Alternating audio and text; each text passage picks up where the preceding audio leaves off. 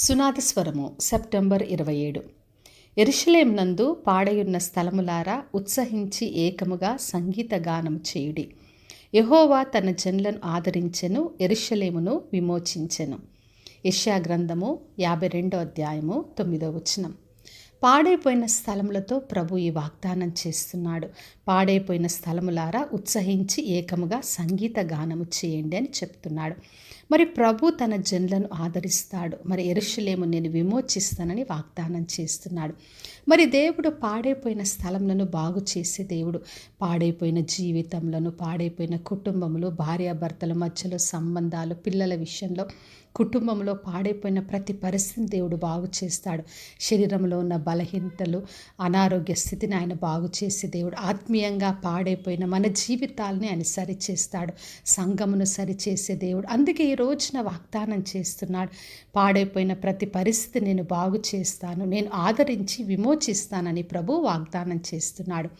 మరి ఇర్మియా గ్రంథం 33వ అధ్యాయం 6 నుంచి 12వ వచనం చదివినప్పుడు అక్కడ పాడైపోయిన స్థలముల గురించి ప్రభు వాగ్దానం చేశాడు.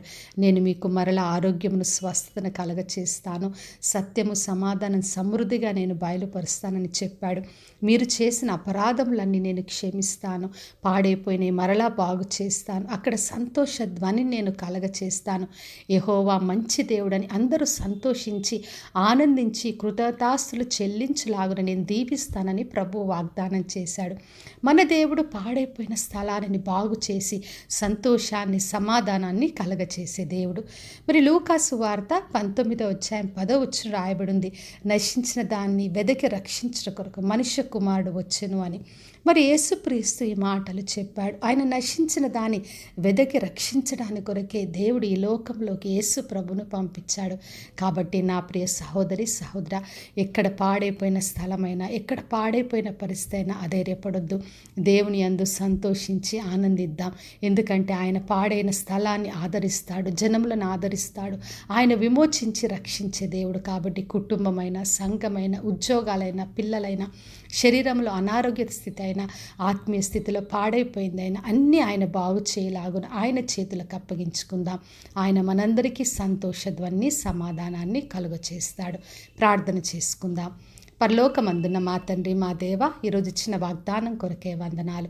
ప్రతి ఒక్కరిని దీవించి ఆశీర్వదించండి ప్రభువా. పాడైపోయిన ప్రతి స్థలంను బాగు చేసి అక్కడ సంతోషాన్ని, సమాధానాన్ని కలగచేయమని యేసు నామములో అడిగి వేడుకొంచున్నాను తండ్రి, ఆమెన్.